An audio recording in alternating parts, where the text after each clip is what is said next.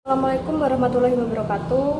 Perkenalkan, kami dari kelompok 6 KKNT Universitas Tidak di Dusun Karasan Keci Muntilan dengan dosen pembina lapangan yaitu Ibu Endah Rataningsih. Kami mengangkat tema untuk seminar kali ini yaitu pengaruh pembelajaran daring siswa sekolah dasar pada masa pandemi COVID-19 di Dusun Karasan, Desa Keci, Kecamatan Muntilan, Kabupaten Magelang. Nah, tim penyusun dari penelitian ini yaitu Vivka Margiovani, saya sendiri. Yang kedua ada Mikael Yudantara. Yang ketiga ada Vima Rizky. Dan yang keempat ada Ibu Endah Rataningsih. Berikut akan kami jelaskan terkait tentang penelitian yang kami teliti di Dusun Karasan. Baik, untuk yang pertama yaitu pendahuluan. Pendahuluan dimulai dari latar belakang. Latar belakang kami melakukan penelitian ini yaitu karena adanya pandemi COVID-19 yang melanda Indonesia dan berdampak bagi anak-anak siswa sekolah dasar dalam melakukan pembelajaran. Untuk yang kedua yaitu urgensi. Urgensi yang terdapat dalam penelitian ini yaitu tentang hambatan-hambatan yang ada dalam pelaksanaan pembelajaran daring untuk siswa sekolah dasar. Dan yang ketiga yaitu di dalam pendahuluan ada kami menyelesaikan masalah dengan cara kami membuat bimbingan belajar yang kami laksanakan saat KKN di Dusun Karasan, Desa Keci, Kecamatan Muntilan. Tujuan dari bimbingan belajar ini untuk memudahkan siswa dalam menanggulangi hambatan-hambatan yang ada. Metode dari penelitian ini yang pertama yaitu menggunakan metode deskriptif kualitatif. Subjek dari penelitian ini yaitu siswa sekolah dasar yang ada di Dusun Karasan, Desa Keci, Kecamatan Muntilan. Lalu peneliti menggunakan teknik sampling atau pengambilan sampel dan instrumen penelitiannya berupa pedoman wawancara, penyebaran angket. Angketnya bersifat semi terstruktur dan pendokumentasian siswa pada saat dilakukan wawancara dan pengajaran. Lalu teknik pengumpulan datanya berupa wawancara, angket, dan dokumentasi. Prosedur penelitiannya yaitu tahap pralapangan, tahap pekerjaan lapangan, dan tahap analisis data. Setelah itu, data yang diperoleh dari berbagai macam sumber data tersebut dimasukkan ke dalam tahap analisis data. Dalam tahap ini, peneliti mengolah data yang akan dikumpulkan. Nah, selanjutnya adalah hasil dan pembahasan. Hasil dan pembahasan ini didasarkan dari pengambilan angket dan wawancara. Angket disebarkan kepada orang tua siswa sekolah yang ada di Dusun Karasan, Desa Keci.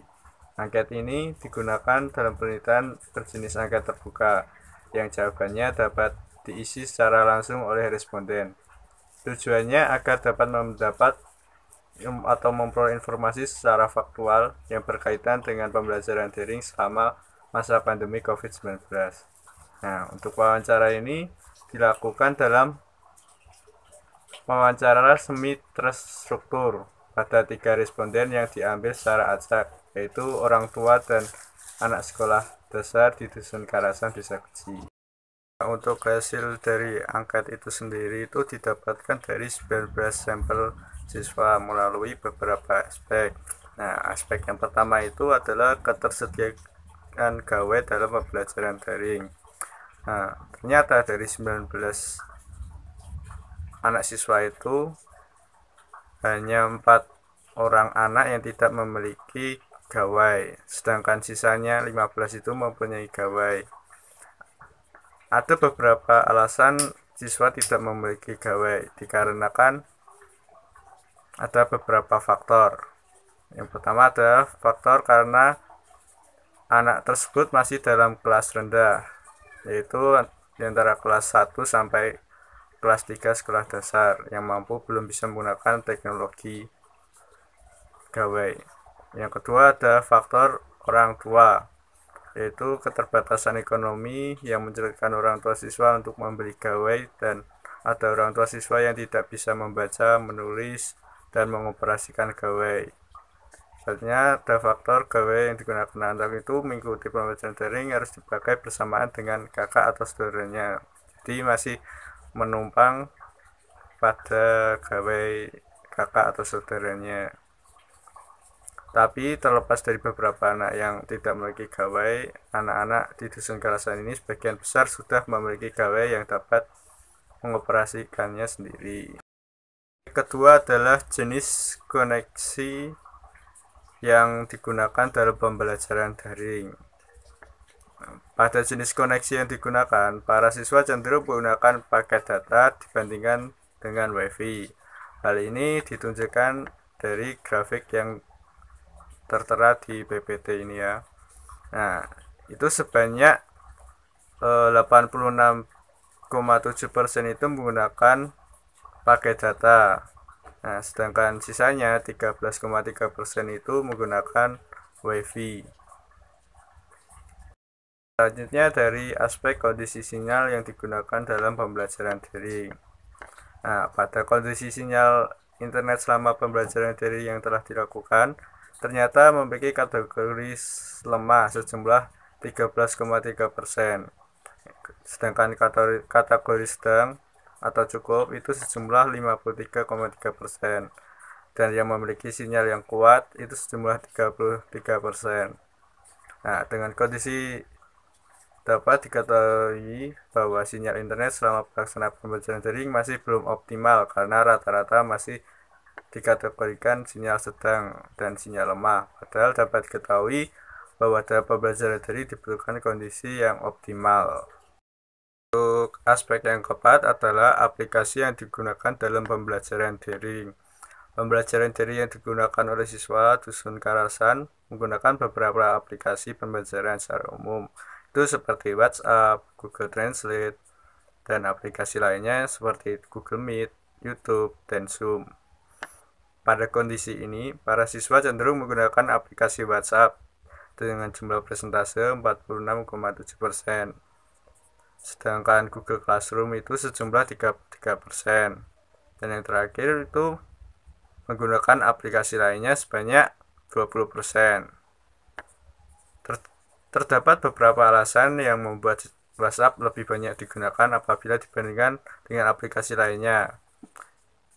Nah, itu pertama, memberikan koneksi tetap terhubung dengan keluarga dan teman dimanapun dan kapanpun itu.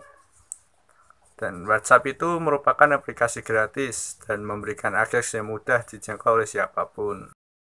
Untuk hasil wawancara itu sendiri itu didapatkan dari 3 responden orang tua secara acak melalui beberapa aspek pertanyaan. Pertama, apakah setiap orang tua dapat mendampingi anak dalam pembelajaran daring?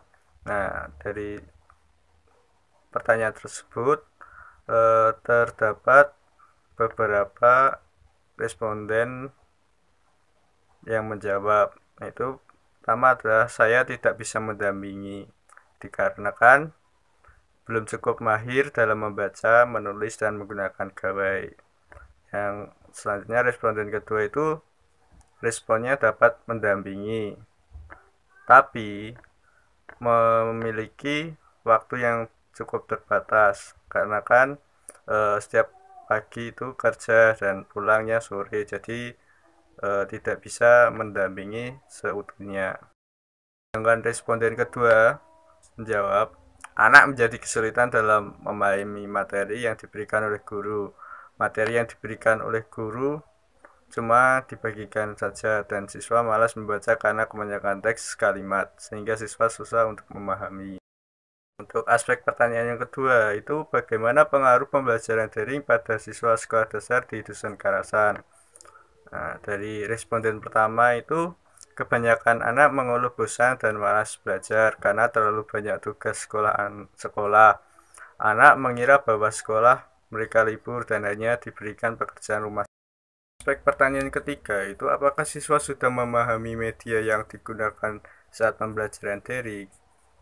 Nah, dari pertanyaan tersebut terdapat beberapa responden. Yang pertama itu saya belum paham karena belum diajarkan oleh Bu Guru, cuma bilang suruh Bu Guru masuk grup dan nanti akan diberi tugas.